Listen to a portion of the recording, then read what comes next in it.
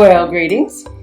Now in this lesson I've taken over from Miss Melinda, and I wanted to do a video lesson to show you something that typically isn't shown in a lot of hoodoo books, and that is teaching you the magic of magical seals and how we use them in hoodoo spells. Yeah. In this lesson, the goals are, if you look at your lesson plan, I said by the end of this lesson you should be able to know the purpose of magic seals and also use a magical seal in one of your spells this week. And I'm going to show you two different ways to actually use a magical seal for your benefit this week. So the book I'm going to recommend that you buy for this lesson, I mean, you don't have to buy it for this lesson because I'm going to give you the PDF. It's there in the course notes. You just have to download it.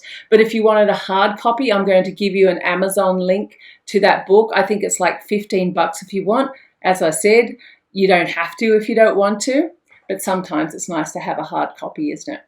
So I like this Anna Rivers book because it is just short, sharp, and sweet. It tells you, there's a whole bunch of styles of seals in there, and it gives you just the basic overview of the seal and what you can achieve by using that seal.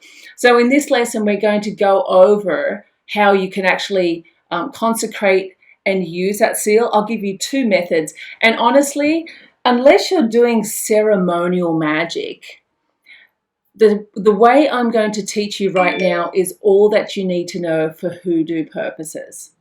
Okay. I put two other books down there as well, that one of them's more expensive and one of them's all right, but I prefer you, especially this week, just get into it. That's what's most important. Now, when we come to the magical seals, these are designed for specific purposes. Not just for like a talisman, just to connect you with a certain frequency of that stone. But a talisman, a magical seal, really has coding already imprinted in that seal. How do I put that and not sound like some fantasy book writer?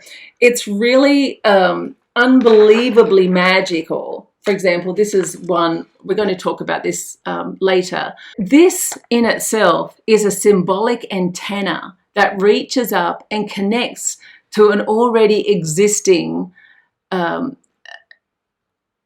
frequency, that when you call to that, it's going to channel some of that energy back down to you. That's probably the best way I can explain how you can really use these magical seals to benefit yourself. There's a couple of different ways that you can use the seals for this lesson this week. Of course, in your PDF book that's in your lesson plan, if you want to download that and print that book, you can just use, see, these are the seals from the 6th and 7th book of Moses, okay? So you'll be able to print them out if you want and just cut them out if you like. And use them. The only problem is, like, I've made a mistake. I've printed that double-sided. You really don't want to do that. Just print them out one-sided, because we're going to have to use the back of the paper when we're doing the spell work, okay? Or if you don't like printing them out, you can actually buy, also look for the link where I've given you links in the lesson that you can go onto the store, and using your student discount, you can buy the seal set for the 6th and 7th book of Moses. And what does that look like? These are basically on almost waxed paper, and the seals, are all, this is like, you'll see these in a lot of botanicas. What these botanicas will do is that they'll just cut them up and we'll sell these probably around 50 cents to $1 each. But you can buy a lot of these. I think they're about $15. And what you do is you get a set of all the seals from those books. Okay, so I'm just going to show you. Okay, that's M7, isn't it? Yep. Now, what you can also do, say for example, you're on a budget, you got a home printer or a printer at work, save yourself some money. Go and take that and print it out. As I said, don't do it back to back. Go and print that out so you've got many different copies of it, because for every candle you burn, or for, you know, especially with candle work, sometimes candles can get messy. You want to have many different copies of this seal. So I would keep always an original copy and do a photocopy of this so you can cut out the seal and use it time and time again. Okay, does that make sense? But like I said, with this, there's lots and lots of different seals that you can use for your template. So that's, I think, a good investment. Everyone who wants to use this type of work ongoing should probably invest in that. It's probably the cheaper way to do it. And of course, you cut them out. They give you, with that kit, a little gold bag. Put all your seals inside that. And what's also cool is that they give you a little list reminding you of what each of the seal is. Now, the second set that we'll be just talking about today, or I'll be showing you today, is the Seals of Solomon. Now, the Seals of Solomon, it says, it has been written that wherever you go, providing that you have them with you, you will be completely secure for your whole life. They are called holy pentacles, designed and consecrated to the angels which rule various planets. Since each planet rules in certain and specific matters, an appropriate seal can be found to influence one's special situation or objective. Now, these have become super, super popular, these Seals of Solomon. And, you know, there's basically a seal set for most of the planetary houses. And, you know, you'll probably recognize some of these, right? Now, once again, in your PDF, you're free to print that out, and maybe just for the purposes of this lesson, cut it out. So say you're using, I can't see, go backwards, that, so you're going to cut that out, right? Cut that square out, so you'll be able to use that. Or if you enjoy using them, once again, there's a link in your lesson to the store. Use your discount, student discount. And in this little set, these are more on a cardboard. Remember, there's nothing on the back because you've got to write on the back. What I'll say, even though they do give you a little bag to chop these up and put them in, and so I'll photocopy that. This is just cardboard. I'll photocopy that, and then I'll use that copy in my spell work. And I might use, if it's something that's super special, I'm going to use a better quality paper, maybe a good quality parchment paper. So also, if you want to feel a little bit more magical, you can use magical inks. Now, let me just show you something.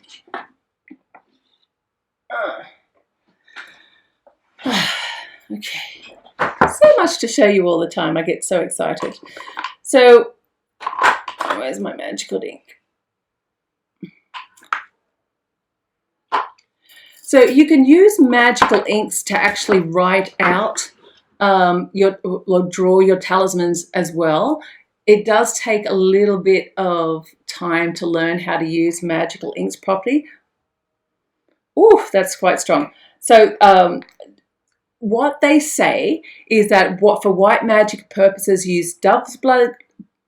So what they say for white magical purposes, you can use dove's blood ink, or for black magic purposes, use dragon's blood ink. I just think, you know, taking the black and white out of it, I really like to use bat's blood ink, or if I'm doing like, you know, works like writing talismans or petitions to the spiritual world, I use black nightshade actually. That's something that I like to use. But you can use magical inks if you want to actually design these talismans as well. In traditional style preparations, you would use something like that. But once again, I'm just showing you that it's just something else. So let's get into your activities. Now, here's what I want you to do. Maybe you need to stop the video after I explain this little section. Have a look at those two sets of seals and decide what problem do you want to work on this week for yourself, and pick a seal that's going to help you with that problem. Then I want you to get a corresponding candle. And thirdly, I want you to get an oil that also corresponds with what the intention that you're doing. So for example, I'm working with the business. You could have a business success oil. You could actually have, there is a seal oil as well, a Solomon seal oil.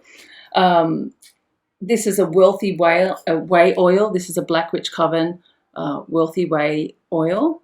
If you don't have any oils with you, and for example, say we've already gone through lessons with herbs and you've gone through your money lessons already, go and choose a herb that corresponds with money. For example, if you're working with money, and infuse it with a little bit of olive oil, and let's just start there. Don't find an excuse. Let's get into this lesson, okay? Let's participate. So go away, do that, and come back, and we're going to start, okay? Okay, so now it comes to the preparation of the seal. You're going to turn the seal, okay, to the blank side. And on the back of the seal, what you're going to write is your name.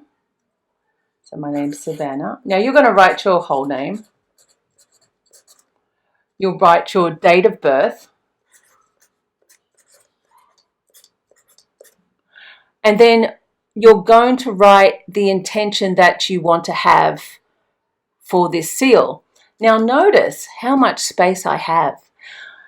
I can tell you, for 30 years of being in this business, people like to write sonnets when it comes to petitions. You've got to keep it tight. Did you see how tight the description was when it comes to each of these seals in your book? That's how tight your petition has to be. This isn't a rolling essay to spirit. This is really short and sweet. You should be able to dump what you want to achieve in a single sentence. If you have to waft on about it, really, who are you trying to convince that you really need it? Spirit doesn't need a story. You're just really saying what you need on this. So once again, you're going to write it really tight, what you need on the seal. Okay, so go ahead. Let me write what I want to achieve.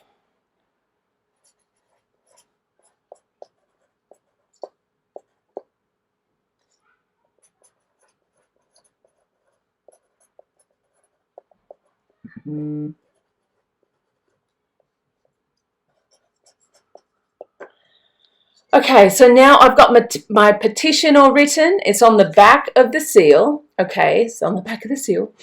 And what I'll do now is I'll choose a particular oil that is going to best suit. Magically, I've changed. No, it's the next day for me right now. So with the oil, what I like to do is I put just basically a dab in each of the corners. And of course, when you're doing this, what I'm also thinking in my mind, I'm calling down to my basically my higher spirit, the spirit that really is out there to look after me and help me through this life. If you don't call down to spirit, spirit will allow you to have your own experience in this world. They don't make an assumption that you're struggling or you're not handling it, because remember, we incarnate to have an experience in this lifetime, and part of that experience is making mistakes and learning from those mistakes. So if you don't call down, like if you need help, you need to put up your hand, you need to ask for help, and then your spirit will come down and help you. If you don't put up your hand, they're going to let you enjoy the human process of learning that lesson. And sometimes, like, you have to go through some pain in order to move through a problem or an issue and find a solution. And then you find happiness. To be human. Okay, so what I've done is I've put a dot in each corner, and you've noticed that I've gone around the edges. And then basically, if you like as well, some people like to do this, you can trace around the sigil. This is quite a complex sigil, but I've just wiped a little bit of oil over that. Okay, so that's all you need to do. Now the next step is charging the sigil. Now this is a money oil. It smells really good, and my skin doesn't react to these oils, so sometimes it's nice to actually wear a little bit of the oil. So this is for prosperity and money.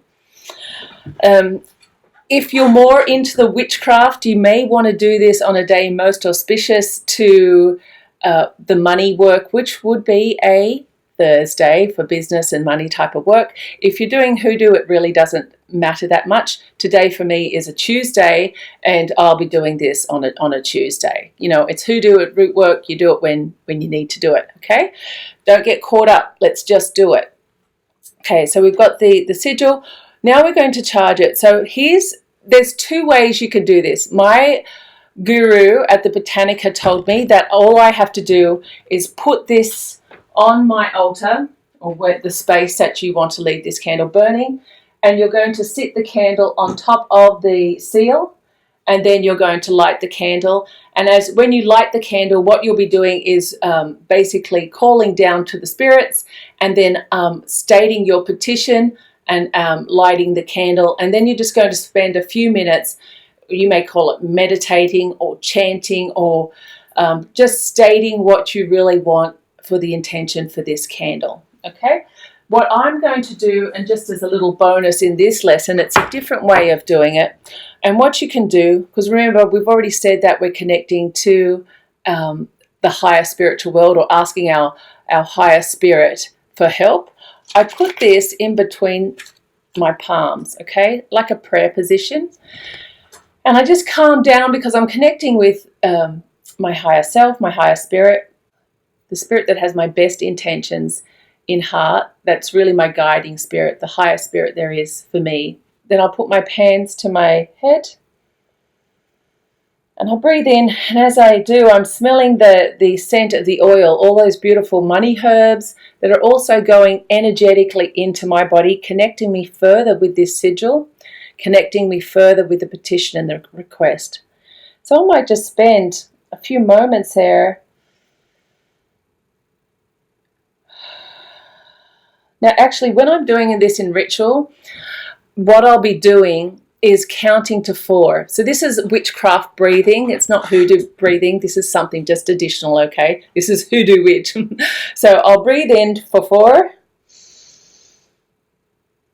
Then I'll hold for 4.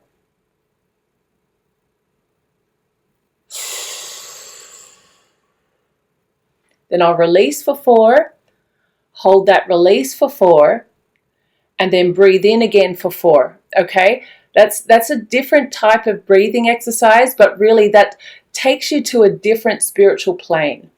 And it's during that moment that I'll actually say my petition again. And now I'm saying this telepathically to spirit, what my petition is.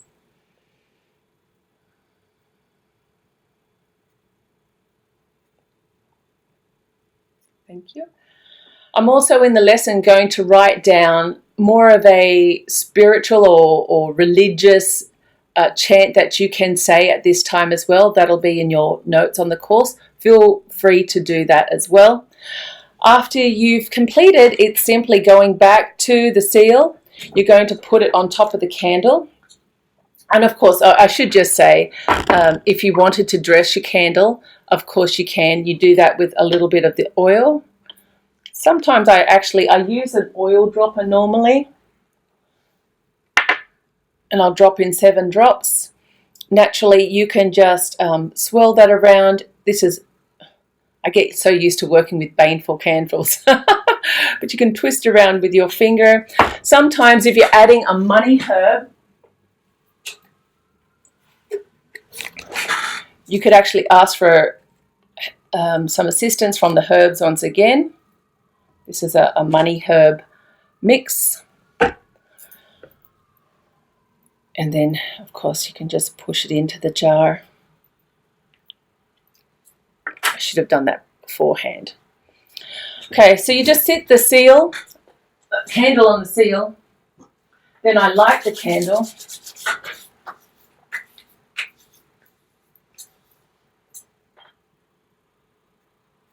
Stating my intention once again.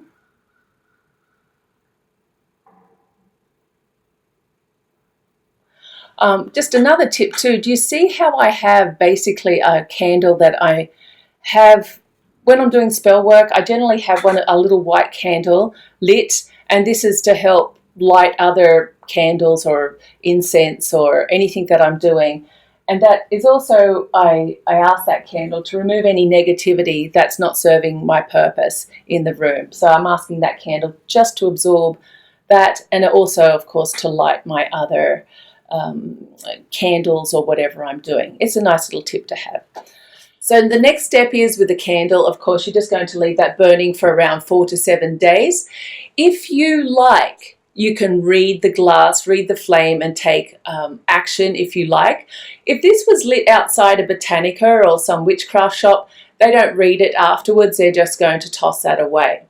Okay, but this is your own work. So maybe, you know, you've done the lessons on reading the glass. Now you can start reading the glass and following up from that point. Maybe you need to do a bath or a wash, or there's some other hoodoo style spiritual action that you may want to take. What should we do with the seal? So when the seal is complete, there's a couple of things that you can do with this. Firstly, you can keep it in a special spot, and for example, I showed you yesterday a folder that I have. I don't have it close by. A folder that I have, oh yes, here it is, with all the seals that I'm using right now. Okay, some of them have consecrated metal talismans, which I'll show you in a second. But otherwise, if you're using a special seal and you want to keep on using it for other works of the same type, not sharing it around your family members, if it's exactly the same petition and you're just using it, then I would pack that away and use it for the next time. So if I wanted to burn, say, a monthly candle towards business success, I might pull out this seal again and use this again. If it's just a single request, afterwards what I would do is I light, and I'll just use this, it's actually a boon sigil, another money sigil. I'll release the sigil by fire, and then any of the ashes, if there is any ashes left, I'll be just scattering that to the wind. Normally I'll open my window and just allow it to be scattered to the wind. Now that's with positive seals and positive works. Baneful works, I dispose of them differently, as we'll talk about in other lessons. Okay, so I also said I was going to share another way to actually work with the seal, and that is exclusively just using a talisman. For example, such as a metal talisman. These are really quite affordable, and instead of rolling up a paper sigil or anything like that, these can be a great alternative, especially for you who are a little bit more time conscious or don't feel like wearing a paper seal around your neck. You can buy the seals in their metal forms. And what you would do, the same thing as with the paper sigil, I would just consecrate that, holding it in my palm of my hands, prayer position, connecting with the higher self and setting the intention. Or you can read the little prayer that I put in the lesson notes again to connect with that. You don't have to do the candle if that's the case. So you could just wear that, and remember, every time that you hold that sigil, you're going to inject that sigil or the seal with that intention as well. When you're not wearing it, once again, you put it back on your altar. That's where it should live when it's not on you. Now, what do we do with the paper seals once we're finished and we want to keep working with them? We don't want to release them by fire. There's a couple of different methods. Firstly, you can just put them in something like a locket, fold them up and just keep them stored with you at all times because it's resting against your body. So that's probably a really good way that you could keep connected daily with the seal. And because you're touching it every day, for example, this isn't a locket, but if this was a locket and the seal was inside, I'd be touching that and I'd be thinking about the intention, bringing more energy and more power to that spiritual request. The other way you could do it is perhaps, for example, if it was for money, you could put a little bit of pyrite or some stone that's going to be drawing an energy, a money energy, maybe some more money herb in there, like some of that money mix. And I could fold up this petition, folding it towards me, like we've been taught before with positive petitions, and also add that into something like a mojo bag. And that way that could sit on our altar. You know, you would dress that like you would with mojo bags. You could dress that with a little money oil and then maybe sit that on your altar as well. Okay, because every time you light the candle, maybe you just want to keep the seal with the mojo bag together, and then when you go out to, say, business meetings, you want to have that on your person at all times.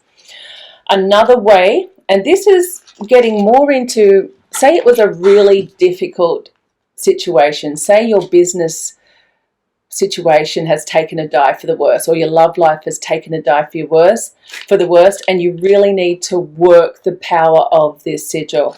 What you're going to do is roll it up until it's in a tight little tube. Then you might wrap around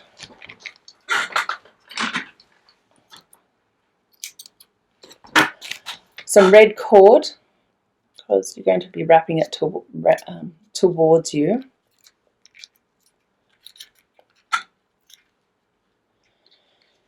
That's why I love doing these video lessons, because I can share with you all of these other little tips as well. And if you like these type of lessons, let me know, and I'll do more of them, even though it might upset Miss Melinda. And then I like to tie 3 little knots into that. I feel like I can share so many other little tips with you when I do the video lessons. Okay, and then what you're going to do is make this into a necklace. So, you know, what I'd actually do if I had more time, I wasn't here, I might even punch the top of that with a hole punch or something, or put a needle through it. Sorry, I didn't think this out, but you know what I mean. I'd make a hole in the top of that, and then with a cord, I would thread that through there, so you can basically wear it as a necklace. And what that's going to do is sit like a necklace, sort of like sit in between your breasts at that sort of length. So it's always with you. And that is a very, very powerful way of keeping the petition and the sigil, the seal, connected with you at all times. You're always going to be putting energy and power into this. This is really important, I think, for cases that are difficult or a challenge, or that you've been working on for a long time. So I have some final tips for you. So if you're working the seal, I said that it's a good idea to go and connect with that candle and with the sigil at least twice a day during this week, during this time. So maybe a morning or night, whatever it is, maybe diarize it so you remember to go back and actually work the intention into the candle. If you feel like you want me to do a lesson using the baneful seals, let me know, because I have different advice with them. Of course, you're not going to wear anything that's baneful or meant for something else or somebody else on your person. You're not going to wear a cursing object on yourself. Don't let strangers or anyone else in your house touch your seals, or actually any of your spiritual objects. Remember, they're energetically connected to you. If they do touch it, just burn it and get a new one started. If it's something like the metal sigil and somebody touches that, which can be, you just cleanse that, consecrate it again, and you can use that again. Yes, you can use it again and again, but only for one purpose. So say, for example, I was using this for business, and then all of a sudden I said I wanted to do a petition to bring some more money in my life, finances. Well, that needs to be another petition. I need another sigil to work that. So only one concept, one petition per seal that you're working. And then if you finish working with it, remember to destroy it by fire. Or if that isn't possible, you can bury it. If it's I like to bury in my own yard anything that's for a positive reason. If it's not for a positive reason, I'm not going to be burying it in my own yard or keeping it myself. Right, so go to work your seals, work your sigils. I think this is really going to enhance your magical work, and let me know how you go put your comments down there, or write in, or send me some photos of the work you're doing. I love to see what you're doing. All right, catch you next week.